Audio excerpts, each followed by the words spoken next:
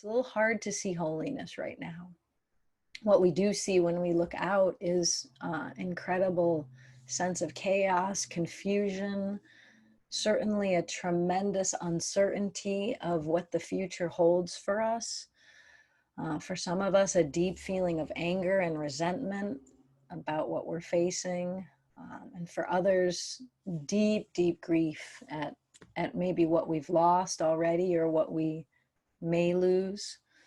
And in some, and myself included at times, this feeling of despondency, like almost a depression as we look out into the future and we don't really see that light at the end of the tunnel. And so with all that going on, you know, these words, holy ground, were coming to me, and I'm feeling like, okay, what is that teaching me right now amidst all of this?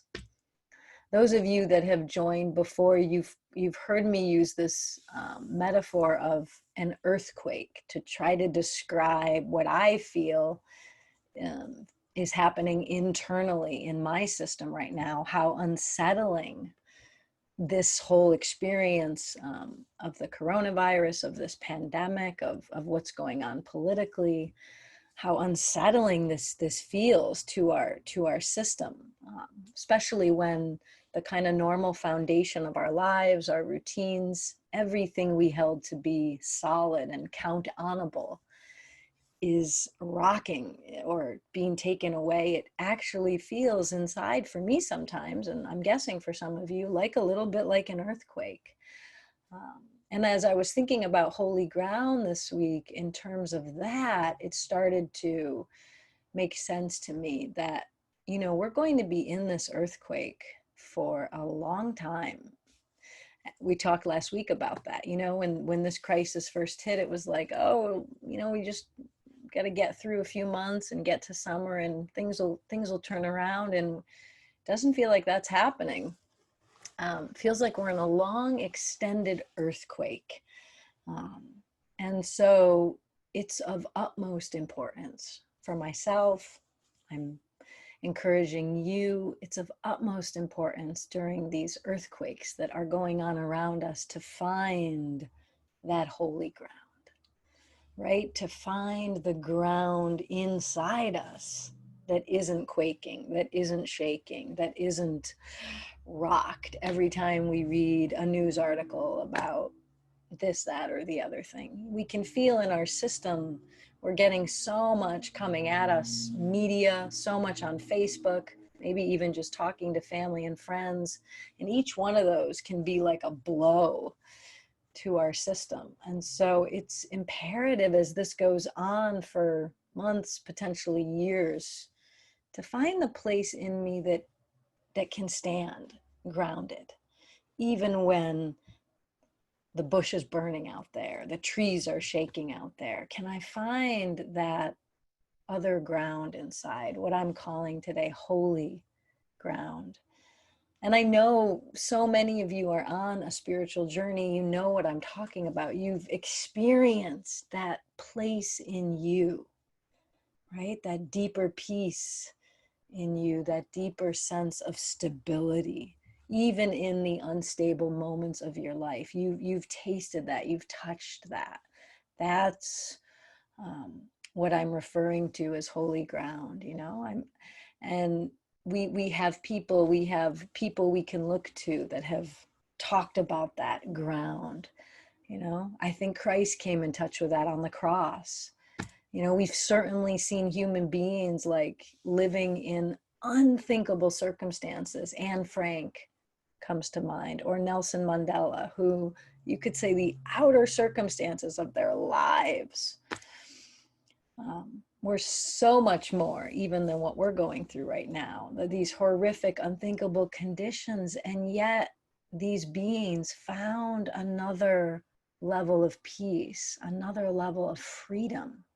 Even though externally it didn't look very free, they found their holy ground, right? They found that connection to something bigger than their personality, something bigger than their egoic reactions, something bigger than my fears of the future.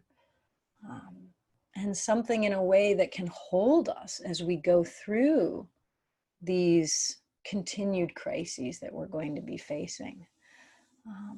For some of you, that holy ground might be your connection to God.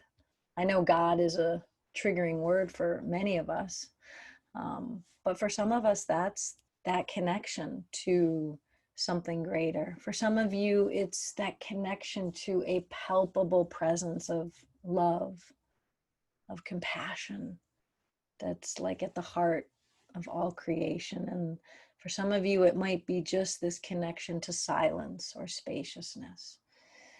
And whatever it is for each of us, I think it's imperative to amp up our practice of turning towards that even more regularly.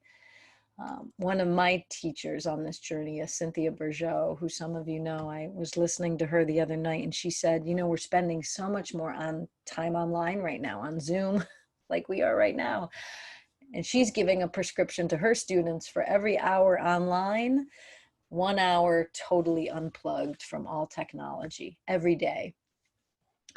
So, you know, it just shows you how she's sort of seen that need for holy ground, that need to both connect in. We need to connect in. We need to know what's going on in the world, but then we need to unplug and connect in here within.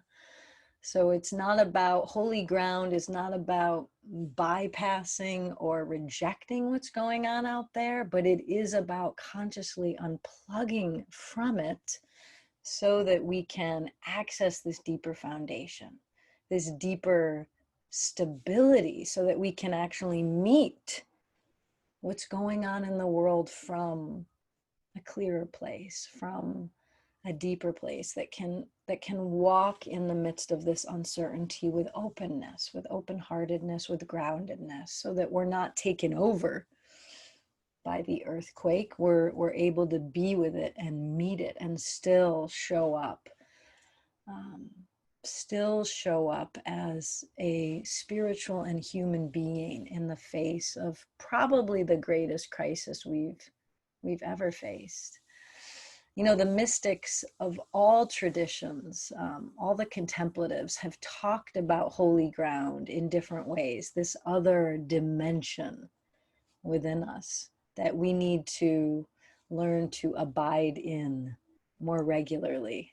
Right now, our regular place that we abide, for most of us, myself included, is the ego ground, right? The ego ground. And our ego, in the best way it can, tries to create, in a way, that safety, that security. We all have our ways of trying to keep ourselves feeling safe and feeling secure, and maybe that's working hard, or doing the right thing, or making sure everybody loves and accepts us, or trying to figure things out, collecting data. Our ego constantly trying, in a way, to find that ground, but usually coming up short because it's looking externally for it. And the contemplatives, the mystics, knew that ground can't actually be found out there.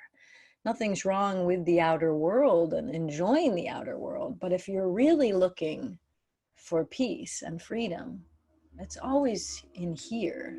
It's always in accessing the part of me, the part of you that in a way is already free, already eternal.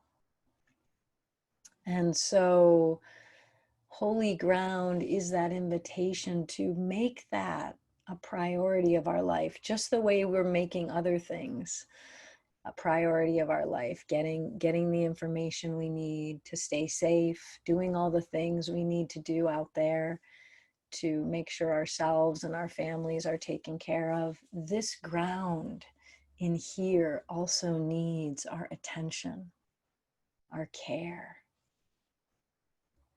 I want to read just a quick little poem on that from a great Sufi mystic and poet, Hafiz. He says, "How did the rose ever open its heart and give to the world all its beauty? it felt the encouragement of light against its being. Otherwise, we all remain too frightened. So here, a great mystic talking about that holy ground, feeling that encouragement of light against our being. That is what will allow us to live in this chaotic existence beyond just our primitive biology and come more into our spiritual selves, the part of us that can hold and bear witness to the inevitable discomfort and pain, loss that we're facing, but face it with more equanimity, more clarity, more compassion. And by the way, I am a total beginner on this, just as you. You know, all I can do is notice when I've totally left holy ground, which I have abandoned many times in these past months. And all I can do is humbly admit, okay, I've gone way off track, and come back. That's a great, beautiful thing about the spiritual journey. You can always come back. You can always reconnect. You know, religion, the Latin root of the word religion, religare, just means to rebind, to reconnect. I've always loved that. And religion has succeeded and failed at doing that for people, but the original intention is to help human beings rebind, reconnect. It means we never lose holy ground. We can't lose it. It's like the blood running through our veins. We can't lose it. We just go away from it. And we can always, in any moment that we know we're lost, remember, rebind, reconnect, re-find that holy ground.